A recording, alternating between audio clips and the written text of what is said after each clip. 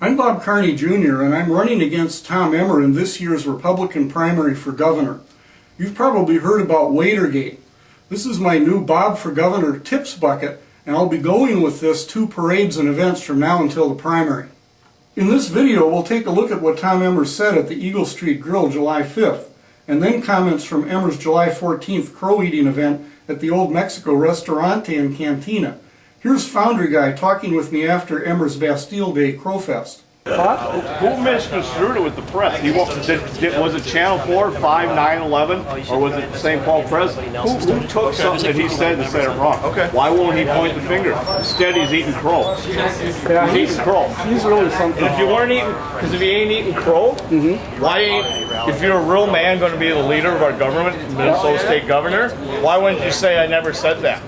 Okay, and that's what he's saying. So if you never said that, why did you go wait tables then? Why did you spend time the last 2 weeks eating tables, which is eating crow? Well, you know, the thing about it too is that he never had any. So could I just make up something about him?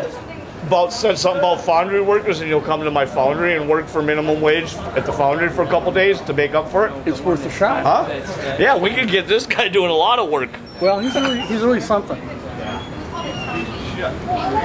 Emmer says he's been misquoted by the media about what he said at the Eagle Street Grille.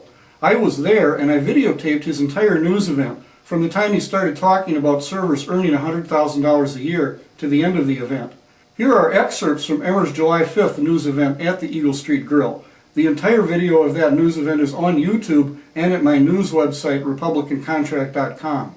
I hear a story today where you have servers, people who are working here. They've been provided a job because they are able to collect not only a minimum wage, which we all want to make sure people have good living wages, but they are by law required to receive a certain wage. Well, guess what? With the tips that they get to take home, there are some people that are earning over $100,000 a year. More than the very people that are providing the jobs and investing not only their life savings, but their family's future. That something has to be done about that. Government, again, can only, can only inhibit business, can only keep it from growing as opposed to creating jobs. Right now, we've got too much of it, guys. We got to pull government back. We got to put it in proper perspective to the people that are trying to create businesses, the entrepreneurs. Because I go out on Main Street, and I'll tell you what, you go out on Main Street and people understand exactly what I'm talking about. You know, you got to talk about a tip credit. You got to talk about the regulations. Because I go out on Main Street and I talk about things like you should be eliminating the Met Council, and I give very specific things that you should be doing. People on Main Street understand it very clearly. Joe and Kevin are living it every day. They get it when I talk to them. It's not about just raising taxes anymore. It's how do you make government work better for these people so that when they're calling up, they're getting the resources that they need, as opposed to, well, you got to fill out a couple extra forms and you're going to have to do it at the state, county, and local level all at the same time. What would the state have to do with tip credits? I think you've got to give these guys the opportunity. There has to be a tip credit. These guys should be getting a tip credit for the tips that their servers are collecting on a daily basis. And how would that work? Well, we'll talk about that. I think I want to hear from them how it should work. Mr. Emmer, you need to stop suggesting you never called for a tips credit. You did. What did you learn from Joe that might not change the state law? Well, I didn't realize, Bill, that's a great question, but I didn't realize that this that the servers were taking home as much as 6 figures. I knew that there was an imbalance, but this isn't my business. I mean, I've talked to others who have been very adamant. You know, restaurant owners, I don't know if you call them restaurateurs, but I mean, I've heard this from others that are running small businesses all around the metro area. I haven't talked to them as much outstate, just maybe Duluth and Moorhead, but the smaller towns. I hear it mostly here in the Twin Cities, and I didn't realize that it could be that great, that somebody could be taking home well over $100,000 as a server. Isn't that just a free market working here until people just, reaping the benefits of hard work? You know, Brian, the answer to that would be yes if you didn't have a minimum wage law. Then you could say that it was the free market working, because then they could hire employees at a living wage, taking into account the tips that they're taking home. But what we've done in essence is set the floor as to what they must get paid, regardless of what they get to take home in tips. And we love the people that are serving. and I would agree with you, it's the free market only up until you start talking about the minimum wage law. Suggest we repeal the minimum wage law. Well, I don't know that you can do that. I mean, we talked about that before, not with you, but I think you got to look at what we're doing. You got to talk to these. That's why it's probably more in line with a tip credit that you got to be talking about. Plus, you know, Bill, you got federal law in this as well. Any more questions?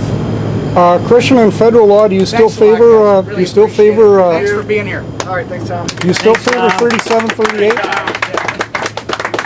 Here's some video from the Old Mexico event. Thank you, Tom. Now, I'm being motioned out into the hall out there to answer questions, but meanwhile, it's 2 for 1 at the bar. The classic margarita is made with Don Julio tequila, $8.95. Remember, you get 2 for 1, but you also know the rule, as a former server, you tip as if you bought 2 drinks. Got it? 20%. Oh yeah, the perfect world, buddy. That's right. What boat did you just float in on, Emmer? Tip cash.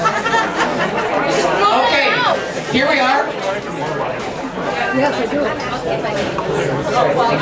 Hi, my name is Ann. I've waited tables for over 10 years. I'm absolutely horrified by the statements I watched you make on film, basically claiming that we don't deserve to make the wages that we do, that it's ridiculous that a server would make $100 grand a year, while an owner is making less than that or is having a hard time putting their bills together. My understanding of your statement is the only people who deserve to make 6 figures are people who own property. Any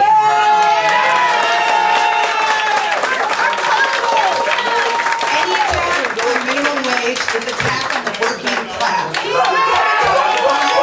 Hardly a livable wage. We work so hard. Most of us don't have health insurance.